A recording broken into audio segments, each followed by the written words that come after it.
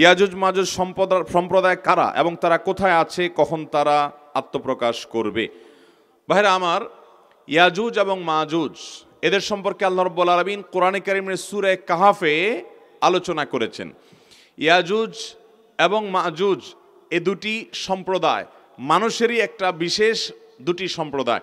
আদম আলাইহিস সালামের সন্তান আমরা যারা মানুষ হিসাবে পৃথিবীতে আছি, আমাদের পাশাপাশি অবিকল মানুষের মতোই মানুষেরই আরও দুটি বিশেষ ধরন আছে, যাদেরকে বলা হয়, একটাকে বলা হয় ইয়াজুজ আর একটা বলা হয় মাজুজ। এটা আদম আলাইহিস সালামের বংশেরই তিনটা ধারা বলতে পারেন। একটা হলো এই সাধারণ মানুষ, আর একটা হলো ইয়াজুজ এবং মাজুজ। তারাও মানুষেরই দুটি ধরন। এই ইয়াজুজ মাজুজ তাদের সংখ্যা সাধারণ মানুষের তুলনায় অনেক বেশি, এবং এই মানুষগুলো ইয়াজুজ মাজুজ তারা সাধারণ মানুষের উপরে জুলুম নিপীড়ন, তাদের অনেক শক্তি সামর্থ্য আছে, তারা যা খুশি তা করার মতো ওই রকম দৈহিক শক্তি আল্লাহ তাদেরকে দিয়ে রেখেছেন। তারা জুলুম নিপীড়ন করত। জুলকারনাইন নামক একজন শাসক ছিলেন হাজার হাজার বছর আগে। কোরআন সেই শাসকের ইতিহাস বর্ণনা করেছে। জুলকারনাইন শাসককে লোকজন মানুষেরা বলেছে যে ইয়াজুজ মাজুজ সম্প্রদায়রা আমাদের উপরে জুলুম অবিচার করে এবং ফিতনা ফাসাদ করে জমিনে, তাদেরকে কোনোভাবে নিয়ন্ত্রণ করা যায় না, সব তারা গ্রাস করে ফেলে সম্পদ। তাদের এই অবিচার থেকে, ফাসাদ থেকে আমাদের বাঁচাবার জন্য কোনো উদ্যোগ গ্রহণ করেন। তখন তাদেরকে কোনো একটা এলাকায়, সম্ভবত কোনো একটা পাহাড়ি এলাকায় তারা থাকতো, দিনের বেলায় এসে জুলুম করত। তারা যখন তাদের এলাকায় প্রবেশ করেছে, মানুষের সমাজে যেন আসতে না পারে, সাধারণ মানুষের সমাজে, তখন বিশাল বড় প্রাচীর নির্মাণ করেছেন, সম্ভবত পিতল দিয়ে, এই জুলকারনাইন বাদশাহ, এবং তার অপর প্রান্তে তারা আটকে গেছে, আর আসতে পারে না। কিয়ামতের আগে তারা সেই প্রাচীর ডিঙ্গিয়ে তারা আসবে। প্রতিদিনই তারা প্রাচীর ডিঙ্গানোর চেষ্টা করে, কিন্তু আল্লাহ তাআলার বিশেষ নির্দেশের কারণে তারা সেটি অতিক্রম করতে পারে না। ইমাম মাহদি দুনিয়াতে তার আত্মপ্রকাশ হওয়ার পর, দাজ্জালের আগমনের পর এবং ঈসা আলাইহিস সালামের দুনিয়াতে নাজিল হওয়ার পর 4 নম্বরের কিয়ামতের বড় আলামত, একেবারে কিয়ামতের খুব কাছাকাছি সময় ইয়াজুজ মাজুজের আবির্ভাব হবে। তারা আবারও দুনিয়াতে তাদের সেই স্বরূপে আবর্তিত হবে। যখন তারা এরকম অবস্থা করবে, আল্লাহ রাব্বুল আলামিনের কাছে সাধারণ মানুষ দোয়া করবে।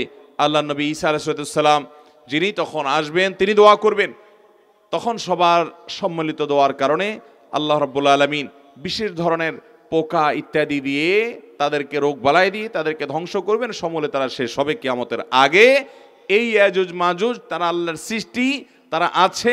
কোথায় আছে, পৃথিবীর কোন প্রান্তে আছে আমরা জানি না। কেউ হয়তো বলবেন যে আজকে পৃথিবীতে স্যাটেলাইটের মাধ্যমে গোটা পৃথিবীর চতুর্পাশে, মাটির নিচে কোথায় কি আছে সব বের করা গেছে। তাহলে ইয়াজুজ মাজুজ সম্পর্কে তারা কোনো কিছু বের করতে পারে না, এটা সত্য হয় কিভাবে? মনে রাখবেন, পৃথিবীতে বিজ্ঞানের বহু আবিষ্কার কোরআন নাজিলের শত শত হাজার হাজার বছর পর কোরআনের অনেক কথাকে প্রমাণ করেছে। আল্লাহ তাআলা কোরআনে বলেছেন, মানুষ ঘোড়া গাধা এই সমস্ত পশু, এগুলোর উপরে বাহন, এগুলোকে ব্যবহার করে, এগুলো দিয়ে চলাফেরা করে। এবং এই আয়াতের শেষে আল্লাহ তাআলা বলেছেন এরকম আরো অনেক বাহন হবে, বা এমন আরো অনেক বাহন যেগুলোর কথা তোমরা জানো না।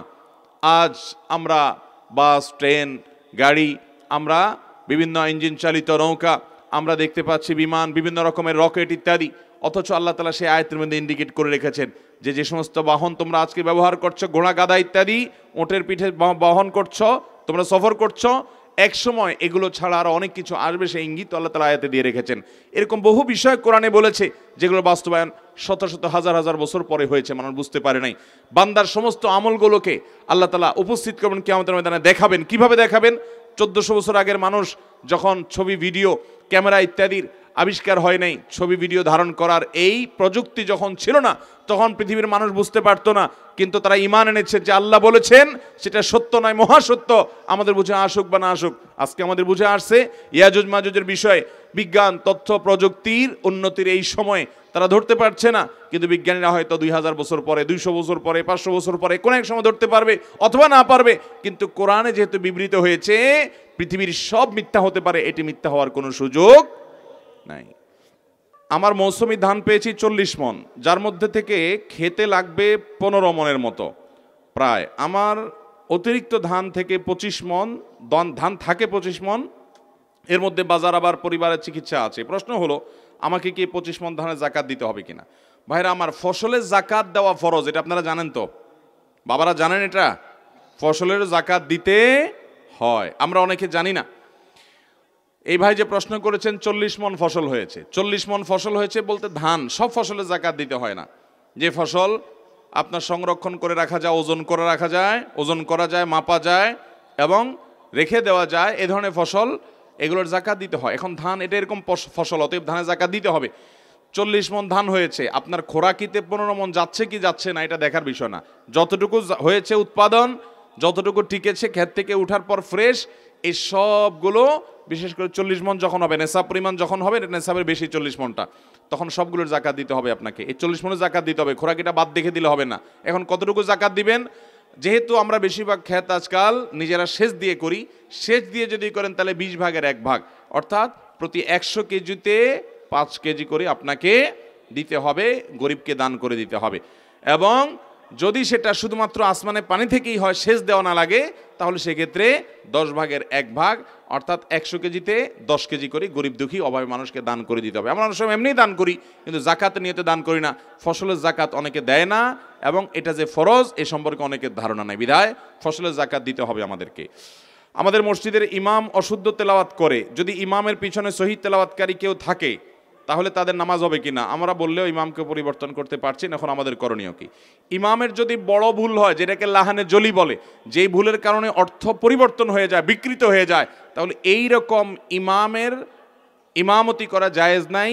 বিশেষ করে তার পিছনে যদি এমন কেউ থাকে যার তেলাওয়াত শুদ্ধ হয়, তাহলে নামাজ হবে না। কারণ যোগ্য লোক থাকতে, শুদ্ধ তেলাওয়াতকারী থাকতে অশুদ্ধ ব্যক্তির পিছনে নামাজ হবে।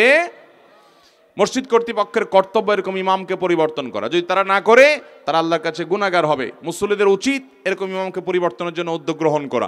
যদি করতে না পারেন, সামর্থ্য না থাকে, তাহলে নিজেরা অন্য মসজিদে গিয়ে নামাজ পড়বেন, নিজেরা জামাত করবেন, কিন্তু ওই অশুদ্ধ তেলাওয়াতকারীর পিছনে শুদ্ধ তেলাওয়াতকারী থাকলে কারোর নামাজ হবে না। নিজের পিতামাতার দ্বারা অনেক নির্যাতিত হয়েছি, বড় হয়েও আমি সেসব ভুলতে পারি না, মনে মনে গালিগালাজ করি। এখনও আমার পিতা নামাজ পড়ে না, অশ্লীল কথাবার্তা বলে, যা আমার অত্যন্ত মানসিক, আমার জন্য পীড়াদায়ক। আমি কি করতে পারি? এই ভলান্টিয়াররা কুকুর আওয়াজ করছে, ভলান্টিয়াররা কি করে এখানে বসে বসে? আপনারা এগুলো দেখেন ডানে বামে, হয়তো কুকুর ডিস্টার্ব করছে, এগুলো সরান।